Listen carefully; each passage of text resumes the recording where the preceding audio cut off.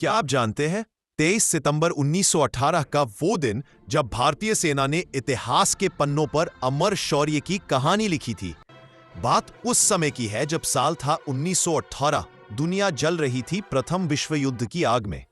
मध्य पूर्व का छोटा सा शहर है फा तुर्क और जर्मन सेनाओं के कब्जे में था। वहां के लोगों के लिए हर दिन डर, भूख और खामोशी लेकर आता था। 23 सितंबर 1918 भारत से आई 15वीं इंपीरियल सर्विस कैवेलरी ब्रिगेड ने हैफा की धरती पर इतिहास लिख दिया। उनमें थे जोधपुर लांसर्स और मैसूर लांसर्स, घोड़ों पर सवार, सिर पर पगड़ी, हाथ में भाले, दिल में बस एक ही मिशन, हैफा को आजाद कराना।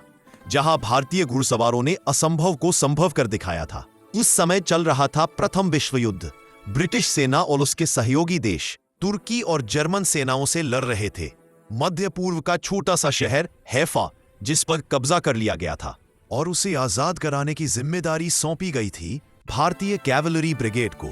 इन वीरों में शामिल थे जोधपुर लांसर्स और मैसूर लांसर्स। न उनके पास भारी तोपें थी, न मशीन गने, बस थे उनके भाले, तलवारें और अटूट साहस। 23 सितंबर की सुबह जब सूरज की पहली किरण रेगिस्तान की रेत पर पड़ी, भारतीय घोड़े दौड़ पड़े, तोपों की आग के बीच से, गोलियों की बरसात में से, सीधा दुश्मन के किले की ओर। दुश्मन को लगा कोई उनका सामना नहीं कर पाएगा, लेकिन उन्होंने गोलियों की बारिश में चार्ज किया, भाले उठाए और हैफा की दीवारें तोड़ दी। कुछ ही घंटों में हैफा मुक्त हो गया। हैफा के लोगों ने देखा कि कैसे भारत के उन वीरों ने उनके लिए अपनी जान दांव पर लगा दी। कई भारतीय सैनिक वहीं शहीद हो गए और हैफा की मिट्टी में ही हमेशा के लिए समा गए।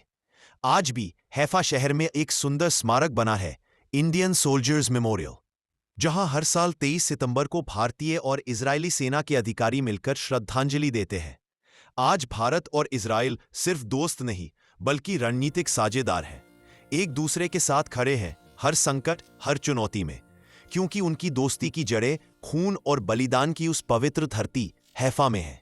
ऐसी ही रोचक बातें जानने के लिए सब्सक्राइब करें हमारा चैनल। जय हिंद।